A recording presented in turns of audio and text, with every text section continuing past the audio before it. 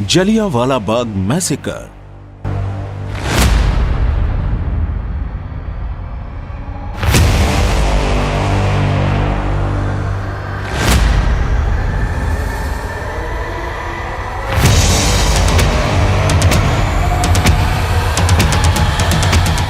आजादी के इतिहास का वो काला दिन जो कभी भुलाया नहीं जा सकता।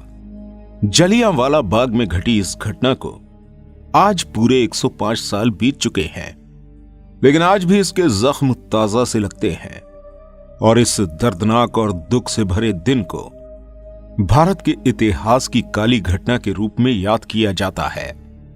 जलियांवाला बाग भारत की आजादी के इतिहास की वो घटना है जिसके बारे में सोचने पर भी रूह कांप जाती है।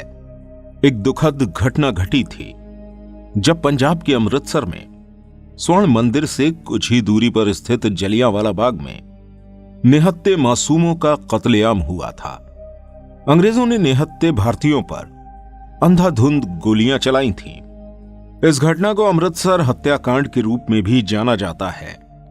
आज इस नरसंहार को पूरे 105 साल बीत चुके हैं, लेकिन आज भी इसके जख्म ताजा से लगते हैं और इस दर्दनाक और दुख से भरे दिन को भारत के इतिहास की काली घटना के रूप में याद किया जाता है।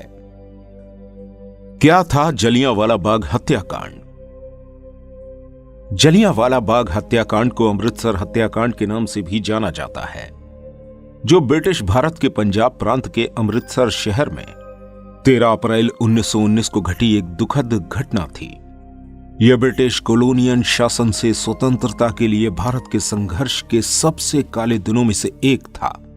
इस नरसंहार की शुरुआत रॉलेट एक्ट के साथ शुरू हुई, जो 1919 में ब्रिटिश औपनिवेशिक सरकार द्वारा पारित एक दमनकारी कानून था, जिसने उन्हें बिना मुकदमे के राजद्रोह के संदेह वाले किसी भी व्यक्ति को कैद करने की अनुमति दी थी। इस अधिनियम की वजह से पंजाब सहित पूरे भारत में विरोध शुरू हुआ। अमृतसर में जलियांवाला बाग में प्रदर्शनकारियों का एक समूह इकट्ठा हुआ था। यह एक सार्वजनिक बाग था जहां गिरफ्तार किए गए 2 प्रमुख भारतीय राष्ट्रवादी नेताओं की रिहाई की मांग करने के लिए और रॉलेट एक्ट के खिलाफ शांति से विरोध किया जा रहा था। यहां पुरुष महिलाओं के साथ बच्चे भी मौजूद थे। जनरल रेजिनाल्ड डायर के नेतृत्व वाली ब्रिटिश सरकार ने विरोध को अपने अधिकार के लिए खतरे के रूप में देखा और कार्रवाई करने का फैसला किया। 13 अप्रैल 1919 को डायर और उसके सैनिकों ने जलियांवाला बाग में प्रवेश किया और भीड़ को फंसाने के लिए एकमात्र निकास को अवरुद्ध कर दिया। बिना किसी चेतावनी के डायर ने अपने सैनिकों को निहत्थी भीड़ पर गोली चलाने का आदेश दिया। लगभग 10 मिनट तक गोलाबारी जारी रही, जब तक कि सैनिकों के गोला बारूद खत्म नहीं हो गए। अंत में लगभग 400 से 1000 लोग मारे गए और 1200 से अधिक घायल हुए। जलियांवाला बाग हत्याकांड का भगत सिंह पर गहरा असर पड़ा। बताया जाता है कि जब भगत सिंह को इस घटना की सूचना मिली तो वह अपने स्कूल से 19 किलोमीटर पैदल चलकर जलियांवाला बाग पहुंचे थे। जलियांवाला बाग नरसंहार के बाद पूरे भारत में आक्रोश फैल गया और ब्रिटिश शासन के खिलाफ विरोध प्रदर्शन शुरू हुआ। महात्मा गांधी, जिन्होंने पहले विश्व युद्ध 1 में ब्रिटिश राज का समर्थन किया था, उन्होंने भी औपनिवेशिक सरकार के साथ असहयोग आंदोलन का आह्वान किया। नरसंहार ने भारतीय स्वतंत्रता आंदोलन में भी महत्वपूर्ण भूमिका निभाई, क्योंकि इसने ब्रिटिश शासन की क्रूरता और भारत को स्वतंत्रता प्राप्त करने की आवश्यकता पर प्रकाश डाला। इस नरसंहार की दुनिया भर में आलोचना हुई। दबाव में आकर भारत के लिए secretary of state Edwin Montagu ने साल 1919 में जांच के लिए हंटर कमीशन बनाया।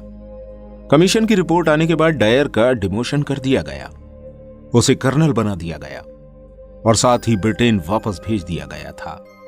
हाउस ऑफ कॉमन्स ने डायर के खिलाफ निंदा प्रस्ताव पारित किया, लेकिन हाउस ऑफ लॉर्ड्स ने इस हत्याकांड की तारीफ करते हुए उसका प्रशस्ति प्रस्ताव पारित किया। बाद में दबाव में ब्रिटिश सरकार ने उसका निंदा प्रस्ताव पारित किया। 1920 में डायर को इस्तीफा देना पड़ा। साल 1927 में जनरल डायर की ब्रेन हेमरेज से मृत्यु हो गई। क्या था रोलेट एक्ट? रोलेट एक्ट को काला कानून भी कहा जाता है। इसके जरिए ब्रिटिश सरकार को भारतीयों को बिना मुकदमा चलाए 2 साल तक जेल में बंद रखने का अधिकार मिल गया था। इस कानून के तहत अपराधी को उसके खिलाफ मुकदमा दर्ज करने वाले का नाम जानने का अधिकार भी समाप्त कर दिया गया था। राजद्रोह के मुकदमे की सुनवाई के लिए एक अलग न्यायालय स्थापित किया गया था, जिसमें जजों को बिना जूरी की सहायता से सुनवाई करने का अधिकार प्राप्त हो गया था। मुकदमे के फैसले के बाद किसी उच्च न्यायालय में अपील करने का अधिकार नहीं था। इसके तहत ब्रिटिश सरकार को यह अधिकार मिल गया था कि वो बलपूर्वक प्रेस की स्वतंत्रता का अधिकार छीनकर किसी भी व्यक्ति को जेल की सजा दे सकती थी या उसे देश से निष्कासित कर सकती थी।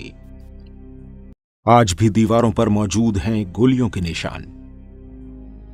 आज इस घटना को पूरे 105 साल बीत चुके हैं, लेकिन इसके जख्म आज भी भरे नहीं हैं।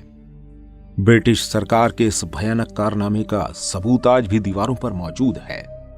ब्रिटिश सैनिकों ने जब गोलाबारी की थी तो तमाम गोलियां दीवारों में जा घुसी थीं। उन गोलियों के निशान आज भी मौजूद हैं। इस हत्याकांड को लेकर आज तक ब्रिटेन की ओर से कोई माफी या दुख नहीं जताया गया। हालांकि 1997 में भारत दौरे पर आई महारानी एलिजाबेथ द्वितीय जलियांवाला बाग स्मारक पहुंची थीं और उन्होंने पीड़ितों को श्रद्धांजलि दी थी। साथ ही इस घटना को विचलित करने वाला बताते हुए दुख जाहिर किया था। उम्मीद है ये वीडियो देखकर आपको काफी कुछ जानने को मिला होगा। अगर आपको वीडियो अच्छी लगी है तो चैनल को जरूर सब्सक्राइब कर लें, बिकॉज आपके लिए तो शायद ये छोटी सी चीज हो, मगर हमें इससे बहुत मोटिवेशन मिलती है। मिलते हैं नेक्स्ट वीडियो में एक और इंटरेस्टिंग टॉपिक के साथ। अपना ख्याल रखें।